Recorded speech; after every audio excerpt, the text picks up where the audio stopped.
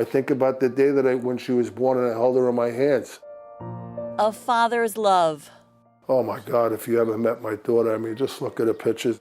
And admiration. Always a big smile, always laughing, always trying to help somebody else. Along with his hopes and dreams for her future. She had plans. All of it gone in an instant. I miss her every day, and I think about her every second of every day. Just a few months earlier, Sierra Hare celebrated her 18th birthday, enjoyed her senior prom, and graduated high school. She also started classes at Nassau Community College. She was studying to be a radiologist. It's just been horrifying. It was November 5th, 2022. Richard Hare was at work when his wife called. Sierra missed her curfew and wasn't answering her phone. He tried her a few times but had no luck. Then he got the call every parent fears. There was a police officer on the phone saying, "Mr. Hare, your daughter's dead. Can I have her name?" And I was just like, this is a joke, right? And I just fell down on the floor.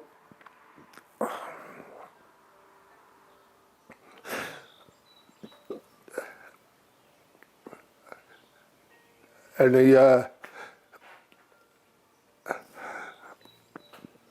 cops started asking me her name and identification and stuff. And I came here and there were a bunch of people in my house. My wife was going nuts. And we were told that she was killed in an accident along the other two kids, those poor children. 29-year-old Matthew White was driving high on marijuana, weaving in and out of traffic and speeding over 90 miles an hour on the southern state near exit 32, according to prosecutors. He crashed into Sierra's car, forcing her into a traffic camera pole.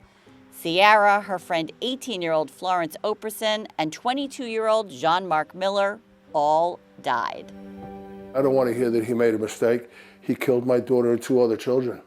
According to the Institute for Traffic Safety Management and Research at the University of Albany, more than 2,100 people have died on Long Island roads in the decade ending in 2023. By far, it is the #1 complaint that we get is reckless driving. So what is reckless or aggressive driving? It's speeding, tailgating, sudden lane changes, crossing the HOV divider, using exit and entrance ramps to blow past the car in front of you. Most people in Suffolk County are not going to be the victims of a violent crime, but everybody is affected by road safety. Police officials across Long Island say they've been stepping up enforcement. There's more people sitting in the center medians, and that's causing people to just slow down as a result. They're not necessarily pulling people over, but I'm sure you guys are seeing it. When there's a police officer in center median, people just naturally slow down, so that's what we want to see. Data analyzed by Newsday shows the number of traffic tickets issued for aggressive driving in Suffolk County between 2020 and 2024 jumped from about 20,000 to nearly 37,000. And in Nassau during the same time, tickets increased from more than 29,000 to almost 47,000. So why do some drivers drive aggressively? Are they thrill seekers? Are they selfish? Or are they everyday folks dealing with the stresses of life? All of the above, says psychiatrist Dr. Joseph Squitieri. He believes most drivers don't intend to cause harm to others.